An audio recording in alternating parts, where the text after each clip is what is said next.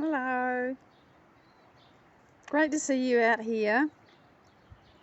It's a beautiful day and I'm going to show you because why have a garden that's as beautiful as mine is right now if I don't show you? So there's the day and here's the cherry tree, and I think we'll just stop. I'll have to walk a bit. The ground's very bumpy because I've been digging things out, but why don't we just stop and actually watch this for a little while, because it's so beautiful.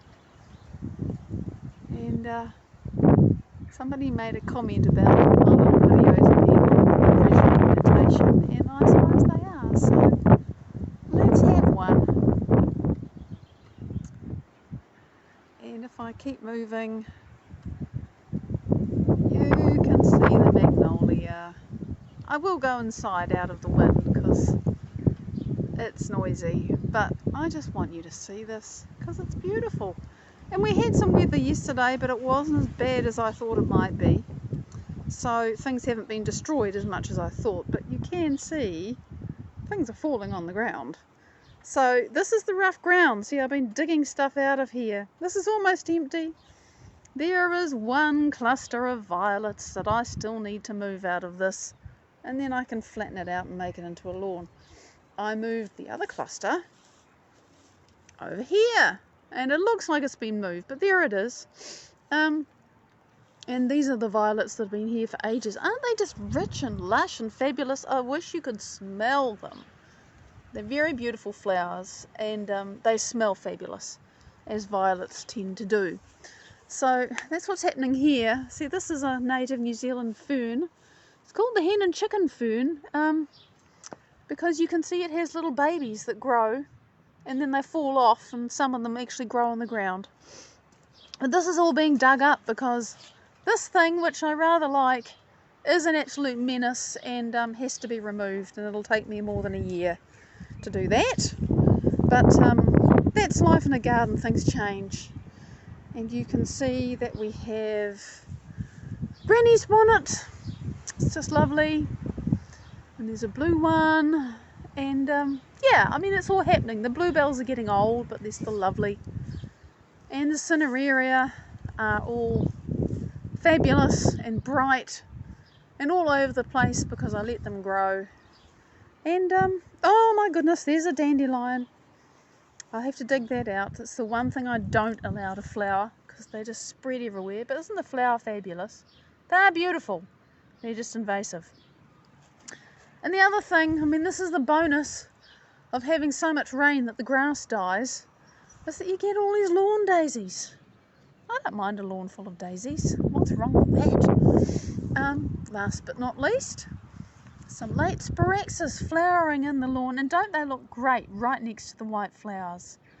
They're so bright. So that's the little garden tour. Your last shot of this, which is just beautiful. And hello sweetie, it's great to see you on. I'll just pop inside now, get out of the wind. Because when it gets noisy, it gets noisy. And besides, it's easier for me to concentrate on what I'm supposed to be telling you about my God of Me journey and what I managed to do today. Because I take one morning a week. Can you tell I'm a hat person? Hang my hat up. Alright. So just walking inside. And one morning a week I take time, I carve out time to pursue this crazy vision that I have, which is to present the information that really that I have learned from Dr. Joe Dispenza, which has changed my life. Excuse me, getting organised here. And present it on a website, not to be the same as him and not to replace what he does, because I can't and I don't wish to, but to make the very bare basics of it available to people who otherwise simply will never see it because they can't. because their internet connection is so bad that they can't stream video.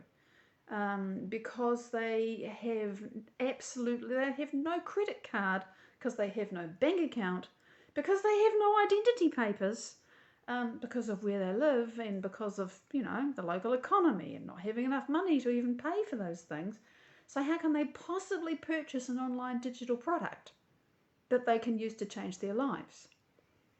Those are the people that I actually want to help. And like I say, I think I'm crazy. It's mad what I want to do.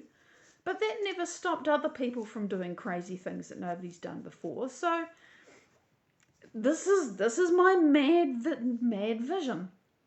And I say it's mad, but you can climb a mountain one step at a time.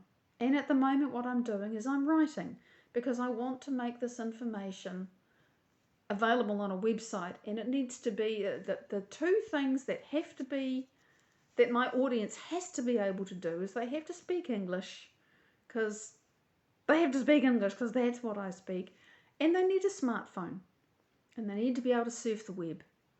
But the website that I imagine, and have created, am creating inside my mind, has words, and it has pictures, and it may have links, and it will have links.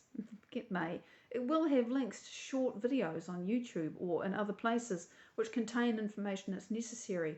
But you won't find 1 hour lectures, and you won't find stuff that's graphic intense, because it burns up bandwidth. And I also want the information to be really simple. I want it to be accessible to anybody, as long as they can speak English and have a smartphone. So that's my crazy vision.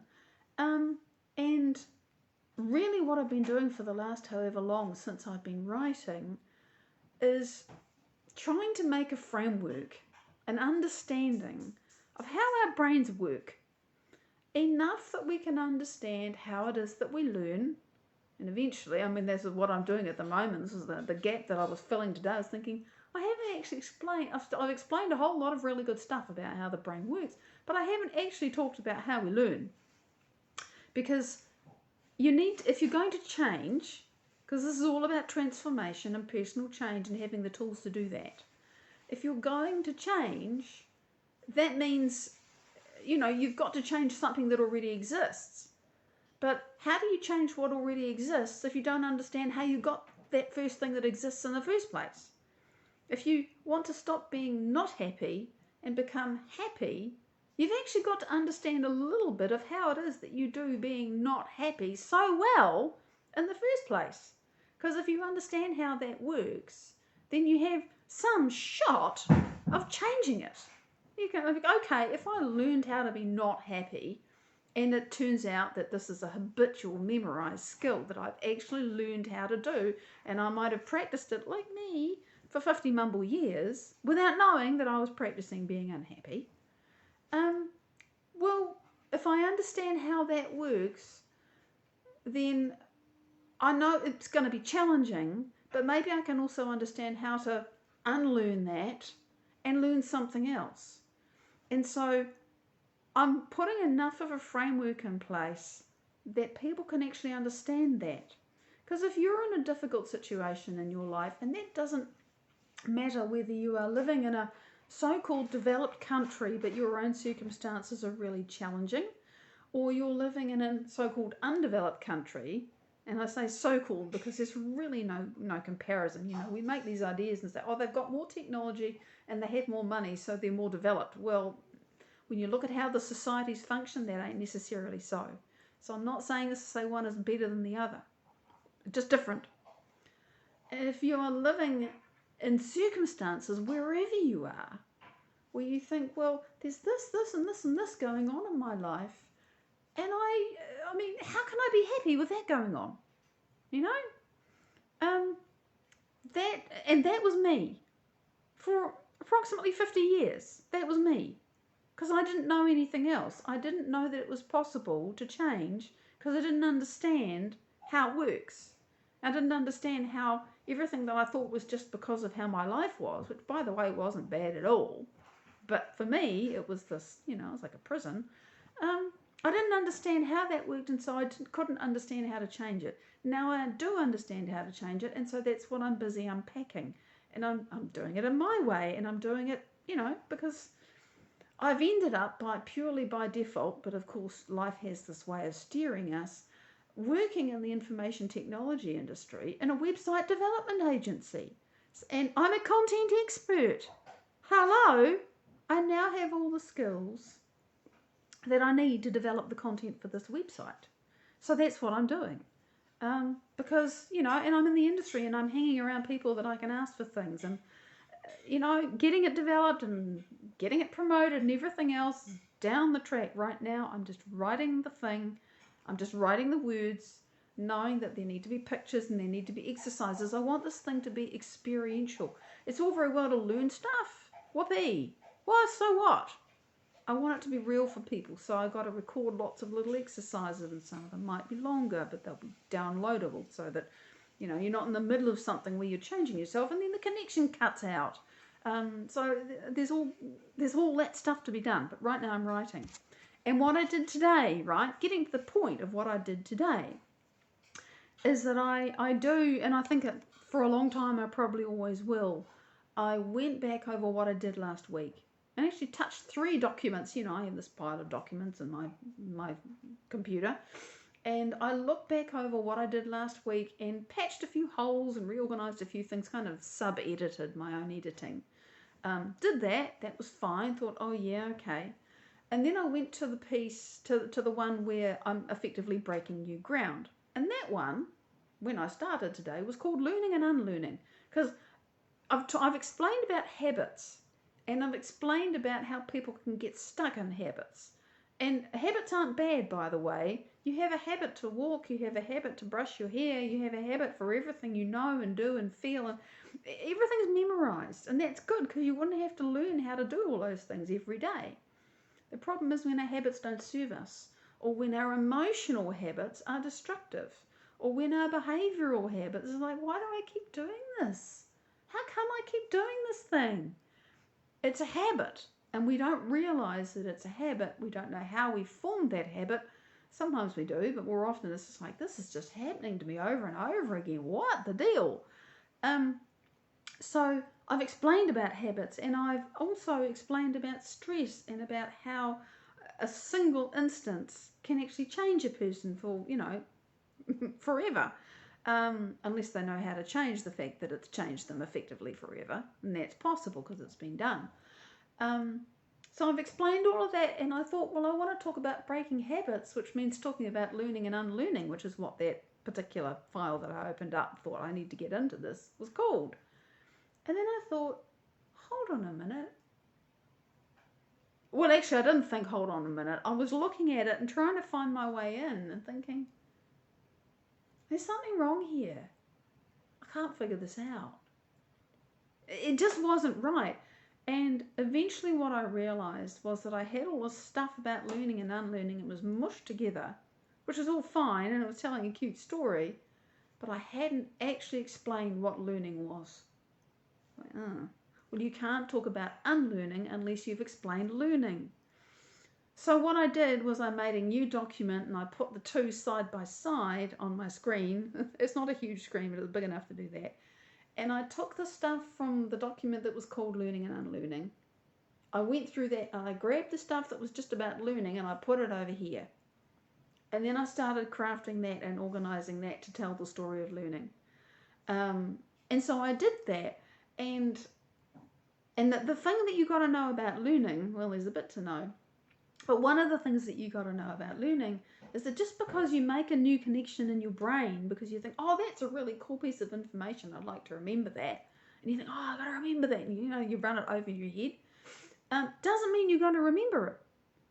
What happens is that unless we're going to repeat the thing within a little bit of time, we forget it.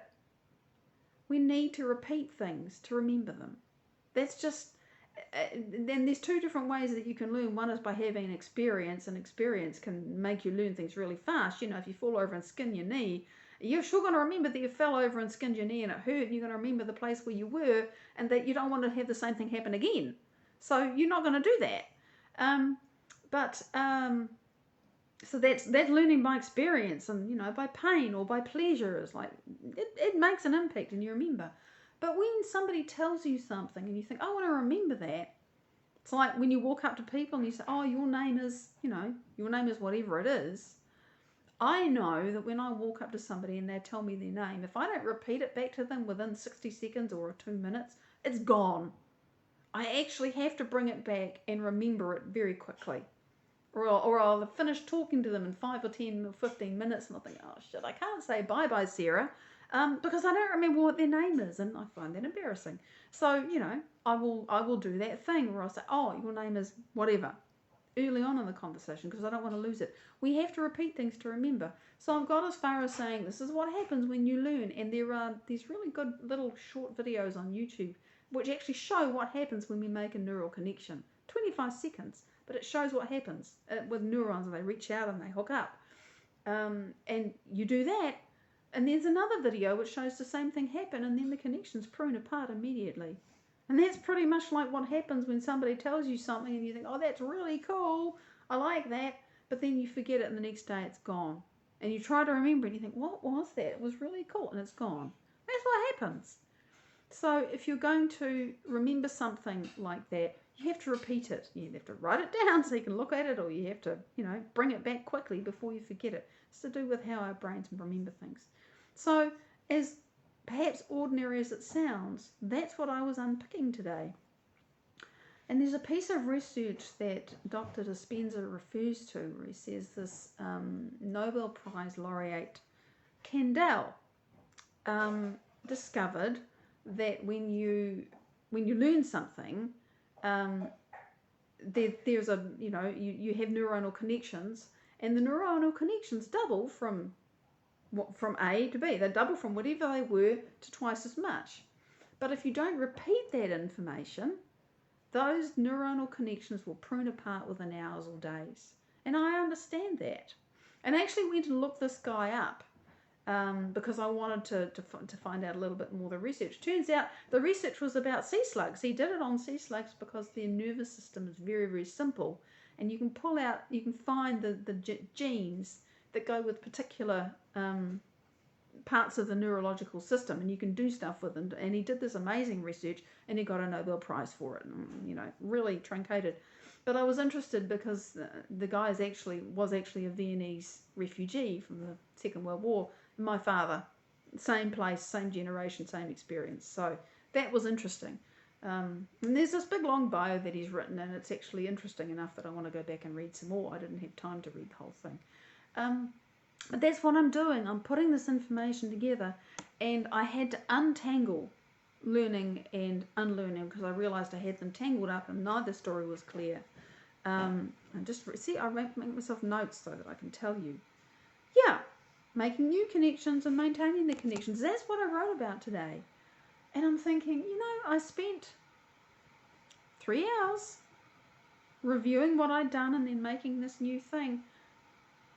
But it's a little bit like distilling something, you end up with a lot of stuff. There's all these thoughts, there's all these ideas, and you've got to prune it down and make it really clean and really clear and really concise.